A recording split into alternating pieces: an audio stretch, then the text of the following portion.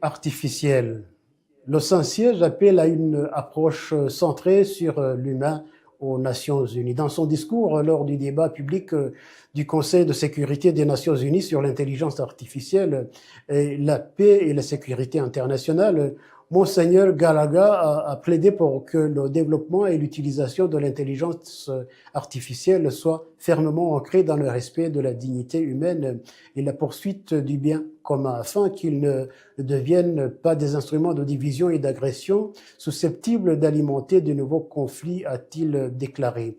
Le Conseil de sécurité de l'ONU, chargé de la responsabilité première de maintenir la paix et la sécurité internationale, doit accorder une attention particulière aux progrès scientifiques et technologiques, a fait savoir le secrétaire du Saint-Siège pour les relations avec les États et les organisations internationales. S'exprimant le 24 septembre à New York lors d'un débat public de haut niveau sur les implications de l'intelligence artificielle pour la paix et la sécurité mondiale, Monseigneur Paul Richard Gallagher a reconnu que certaines applications telles que les technologies qui remplacent le jugement humain dans des questions de vie ou de mort franchissent des limites inviolables qui ne doivent jamais être transgressées. C'est pourquoi, dit-il, le Saint-Siège tient à remercier la République de Corée d'avoir organisé ce débat public opportun sur l'intelligence artificielle.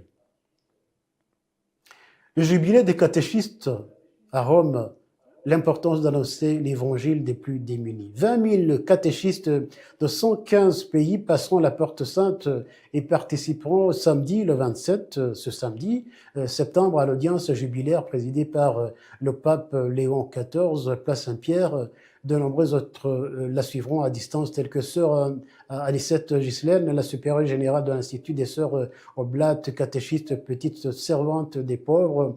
Elle explique que être catéchiste est tout un art de vivre qui consiste à être en écho de la voix de Dieu dans le monde. Nous vivons ce jubilé en essayant d'être de véritables témoins de l'espérance, en étant de véritables chercheurs et chercheuses de Dieu, affirme la sœur Quenum, qui souligne que, comme catéchistes, les sœurs vivent ce jubilé davantage en s'efforçant d'être un peu comme des phares qui envoient des signaux de la présence de l'espérance de Dieu dans le monde. Et l'appel à la jeunesse en particulier à être un véritable témoin de l'espérance et à vivre ce jubilé comme un temps de reconnaissance, mais aussi comme un appel à l'espérance.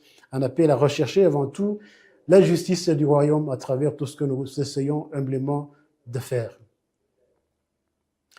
Le président américain Donald Trump affirme avoir été délibérément visé à 3 reprises au siège de l'institution à New York ce mardi. Le président Donald Trump a-t-il été victime